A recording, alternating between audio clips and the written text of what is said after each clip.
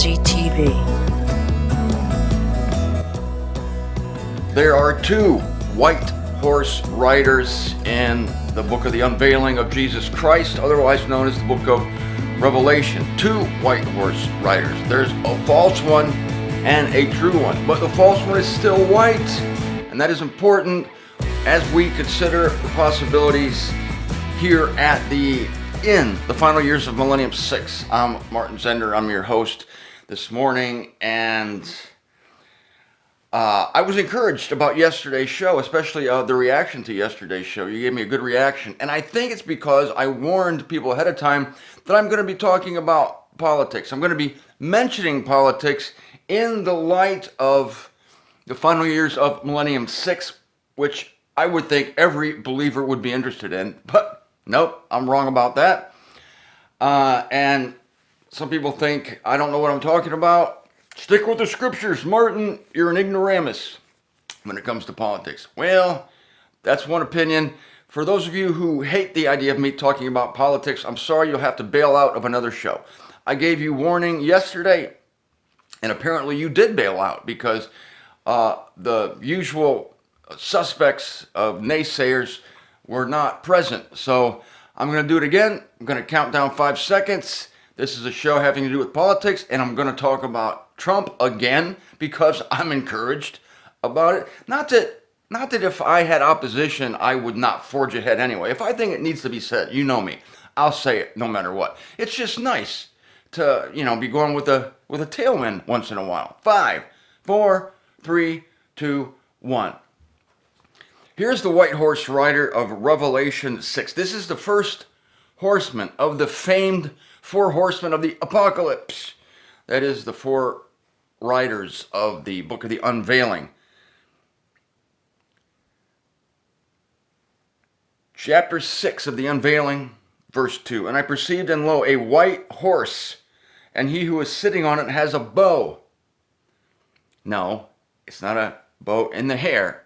It's a bow and arrow.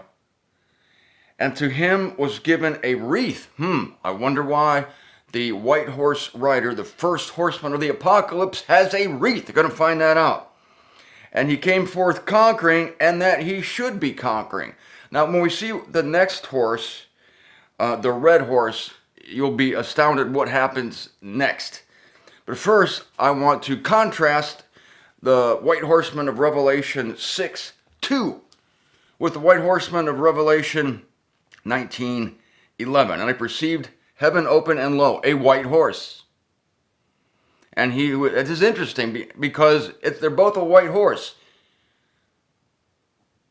And those who look at the outside only will see the white and think, well, both have a white horse. But remember, the deception is an imitation.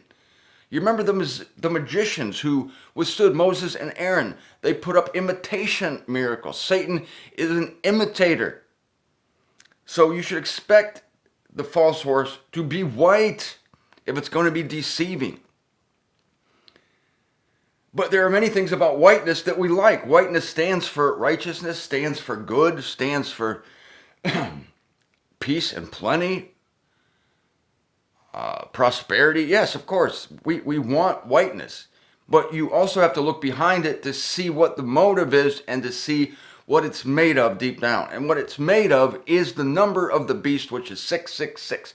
Sounds horrible. That's the number of the Antichrist. That's a horrible number. Well, it is a horrible number, but you have to see what it represents. 6 is the number of humanity. God made humanity on the 6th day. Yes, these were literal days, but that's another topic. So 666 is the essence, the epitome, the fullness of everything humanity can do. At 666, humanity has exhausted its resources. It has put everything on the line. It has tried everything. It has proposed everything, and it has failed at everything. 666 is the fullness of what humanity can do. And this is also actually the number of the beast. The beast is a system, a false system, and it's also personified in a being, the man of lawlessness. So the next number after 6 is 7. It's like, Thank God we got past all these sixes. Number 7, on the 7th day, God stopped. And it became a interval for God to finally, for people to really sigh a breath of relief after man has exhausted his ways, and now God's ways begin. And we're entering into a 1,000 year period following a 6,000 year period of human activity.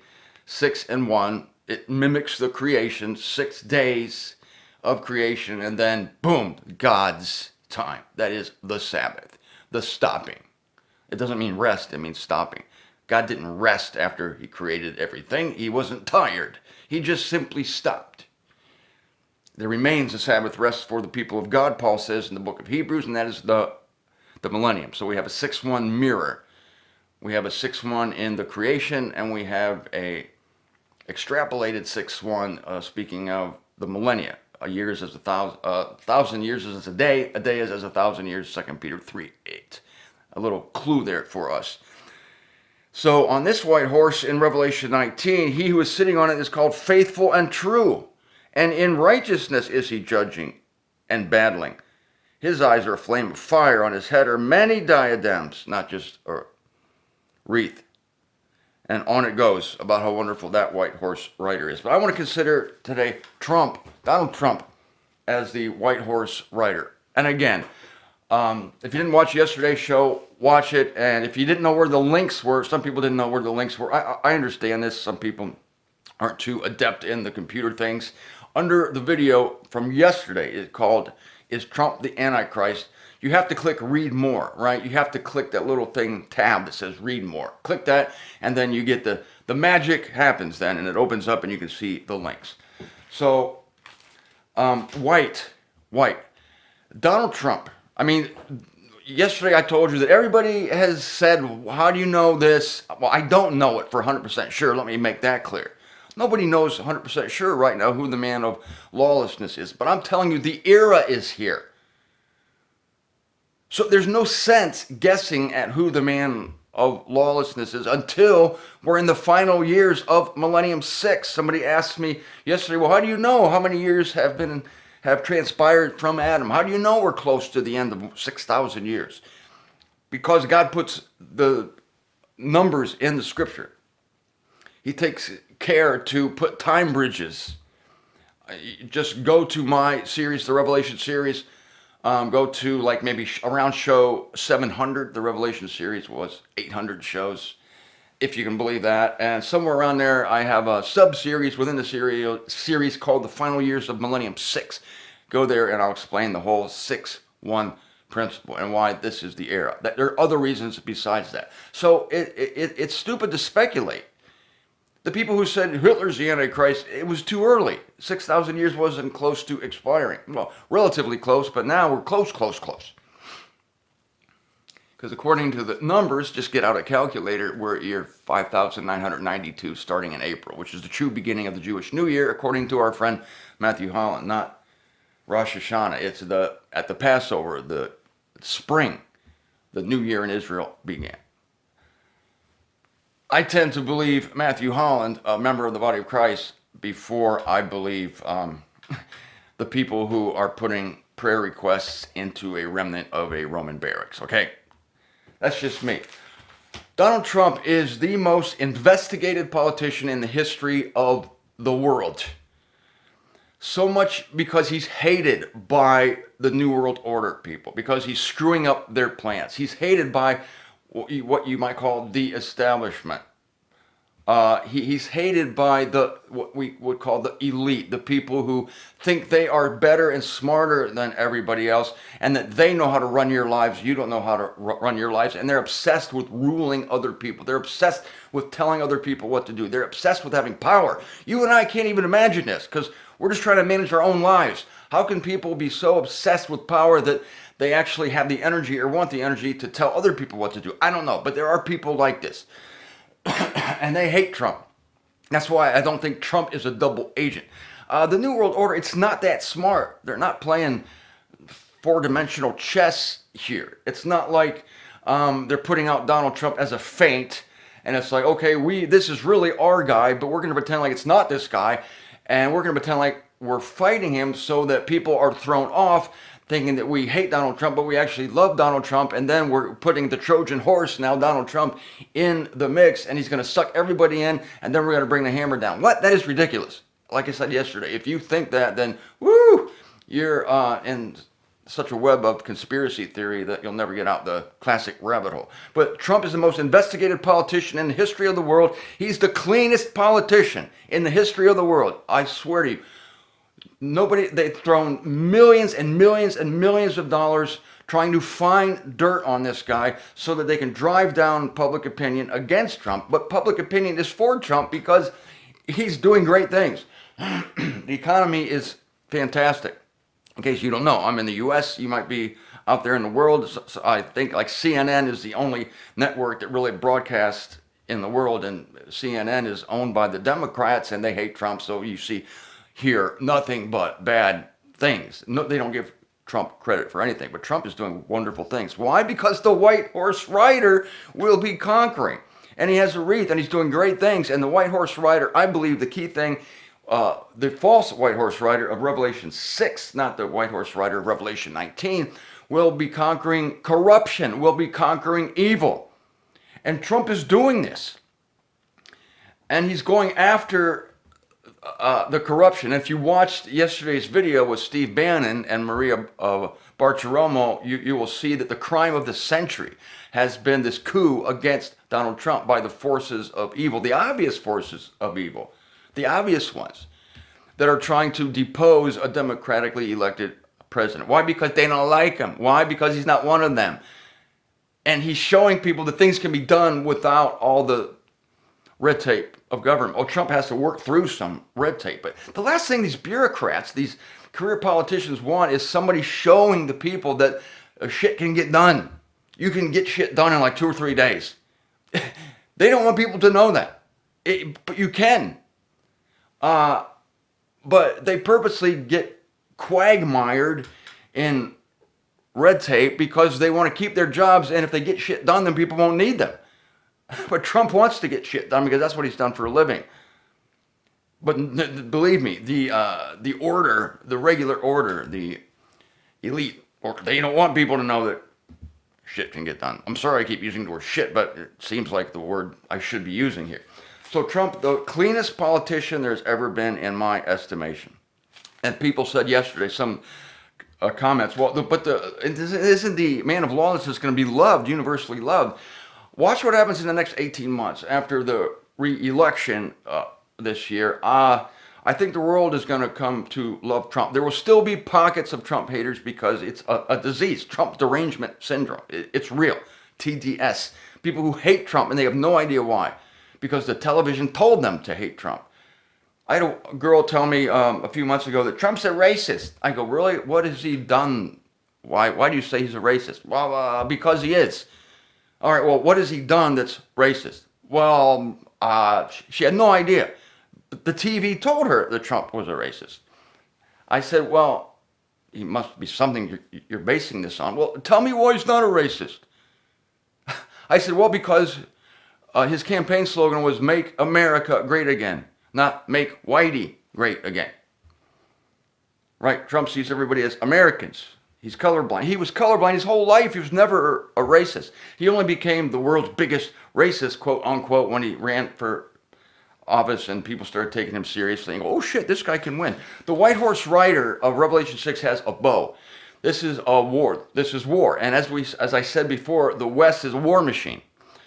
So this is like the evil behind it. But yet the white horse rider will use it when necessary, but it's basically a peace through strength stance.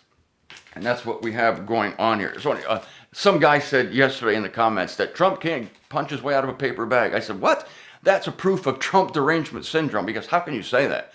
This guy is smarter than all the people in the world who think they're smart. You got all the money in the world thrown at getting rid of him or keeping him from being elected. You have every power on earth, the media and including the news, the print media, the television media, every power that is against you, and you still win. The guy's not a dummy. He built $1 billion empire. Yeah, his dad gave him $1 million, but let's say you try to turn $1 million into $10 billion, okay? The guy's a genius. And the thing is, though, he acts like he's not a genius, but he is. He's 10 steps ahead of everybody else. He's 10 times smarter than the people who think he's an idiot. He's 10 times smarter than the people who think he's an idiot. So take that. But I still say there's a strong possibility that he is or will become the man of lawlessness. And things are happening because God is taking away some of the impediments you see. There will always be the haters. So I'll stop with this. But the Illuminati that people have been saying for years has been this force behind the scenes, the shadow government of a few people, a few extremely wealthy people who want to control all the world. Yes, that is real. That's not a conspiracy theory. That's a fact. But here's the thing. God has set that up. God has set up that one world government cabal in order to overcome it with another one world government cabal that is not as obvious, that is white. You see, those people are black. They're evil. You got your your Hillary Clintons, your George Soroses. You got your Rockefellers. You got your whoever else is in that group. Those people are evil. The white horse rider appears white. He's going to conquer. He has a wreath. He has military. The wreath speaks of, I think missiles. I mean, the bow. The bow speaks of missiles. The bow is a weapon of war. Back in the old days, they drew the bow. But today but it's the same arc. Boom, boom. I take this literally. It's the same arc. The arrow goes like this. The missile goes like this. The missile with the warhead on it. Same as the arrow, actually. The bow and arrow, that has a warhead on it too. It's a little point, a little spear with a flared bottom that once it goes in, it has a hard time coming out. Nasty, nasty little weapon. Can you imagine getting shot by having the American Indians coming after you if you're George Custer, having like 1,000 arrows? You look up in the air and the sky is black because of arrows coming in. Ouch, that would suck. Okay, put a warhead on a missile, same deal. So there's a wreath and he's conquering. Donald Trump is going to conquer corruption like you have not seen. Watch for this. Watch for this. But interesting thing that the next rider is the red horse rider. He opens the second seal. I'm in the unveiling 6:3, and I hear the second animal saying, "Come." And forth came another horse, fiery red, and to him who was sitting on it was given to take peace out of the earth. Also, instantly, we have war. But you can't take peace out of the earth unless there's first peace in the earth. And this is what we are looking at straight ahead, is there's going to be a peace on the earth. There's going to be amazing peace where we'll all be looking at it like wide-eyed, like, what? This is amazing. But that peace is temporary, it's fragile, but it's going to be taken away from the earth by the following rider, who is a red horse rider. These things will progress logically. Practically, this is the era of the end. The players are in place and they're playing.